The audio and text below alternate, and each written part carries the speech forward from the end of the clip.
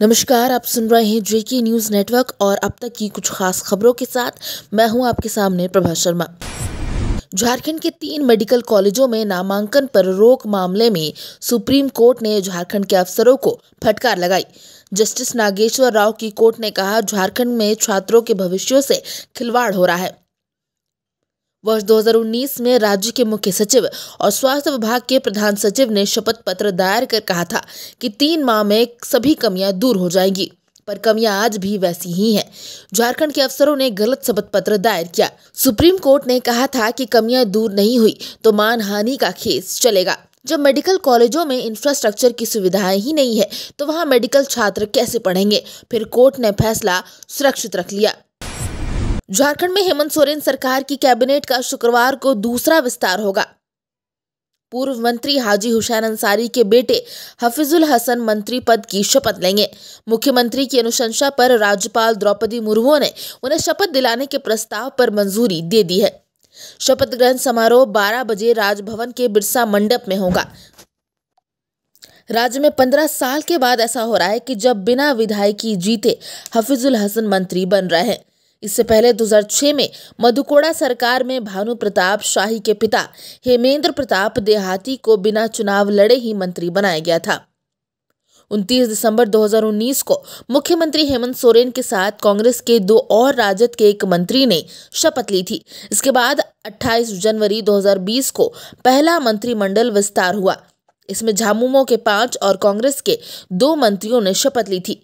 गौरतलब है कि मधुपुर सीट से विधायक और तत्कालीन अल्पसंख्यक मंत्री हाजी हुसैन अंसारी का पिछले साल 3 अक्टूबर को निधन हो गया था। इसके बाद से ही मधुपुर विधानसभा सीट खाली है।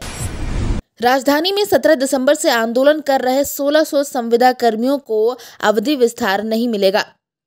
ग्रामीण विकास मंत्री आलमगीर आलम ने साफ कर दिया कि 14वें वित्त आयोग में कार्यरत संविदा कर्मियों को 15वें वित्त आयोग में अवधि विस्तार देना संभव नहीं है।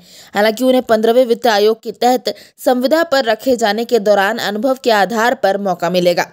मंत्री ने आगे कहा कि 15वें वित्त आयोग में केंद्र ने संविदा पर रखे जाने की व्यवस्था खत्म कर दी थी, जबकि विभागीय स्तर पर पंचायतों में कामकाज के लिए जूनियर इंजीनियर और कंप्यूटर ऑपरेटर सह लेखा लिपिक रखने की जरूरत पड़ रही थी। केंद्र के पत्राचार के बाद तय हुआ कि अब काम के एवज में संविदा पर लोग रखे जा सकते हैं। जो लोग रखे जाएंगे उनकी संविदा 1 साल की होगी। हर साल समीक्षा के बाद तय हुआ कि किस संविदा कर्मी को अवधि विस्तार दिया जाए, लेकिन ये संविदा 15वें वित्त आयोग के बचे कार्यकाल 4 साल से अधिक नहीं होगी। गौरतलब है कि इन 1600 संविदा कर्मियों की संविदा पिछले साल 31 मार्च को ही खत्म हो गई थी। कोरोना काल के दौरान 2 बार इन्हें 3 और 6 माह की अवधि विस्तार दिया गया, जो 31 दिसंबर को खत्म हो गई। उधर बिरसा चौक पर 17 दिसंबर से धरना दे रहे संविदा कर्मियों ने 49वें दिन 4 फरवरी को दिन के 3:45 पर अपना धरना स्थल बदल दिया। अब राजभवन के पास धरना जारी रहेगा। संविदा कर्मियों के बिरसा चौक से हटने के बाद 22 जनवरी से बंद दूसरा गेट भी खोल दिया गया। इससे पहले संविदा कर्मियों को बिरसा चौक से राजभवन शिफ्ट करने के लिए पुलिस द्वारा एक बस का इंतजाम किया गया था, जिसमें धरना दे रहे संविदा कर्मियों को उनके सामान के साथ बैठाकर पुलिस सुरक्षा में राजभवन के समीप धरना स्थल पर पहुंचाया गया। संविदा कर्मियों की बस को जगन्नाथपुर थाना प्रभारी अभय सिंह एस्कॉर्ट कर खुद राजभवन के पास पहुंचाए। 3 जनवरी को संविदा कर्मियों ने विभागीय मंत्री आलमगीर आलम के आवास का घेराव किया था। रांची में गुरुवार को 40.18% वैक्सीनेशन हुए। शहर के 12 सेंटरों पर 604 लाभुक ही वैक्सीनेशन के लिए पहुंचे, जबकि लक्ष्य 1503 का रखा गया था। ऐसे में 563 स्वास्थ्यकर्मी और 41 फ्रंट लाइनरों को वैक्सीन दी गई। फ्रंट लाइनरों में डीसी छवि रंजन और एसएसपी सुरेंद्र कुमार झा भी वैक्सीनेशन के लिए सदर अस्पताल पहुंचे, जहां दोनों ने टीका लगवाया। डीसी छवि रंजन ने वैक्सीनेशन को सुरक्षित बताया और अपील की है कि सभी निर्भय होकर टीका ले। एसएसपी सुरेंद्र कुमार झा ने कहा कि कई घंटे गुजर जाने के बाद भी उन्हें किसी प्रकार की कोई परेशानी नहीं हुई है। मैं पूरी तरह स्वस्थ हूं।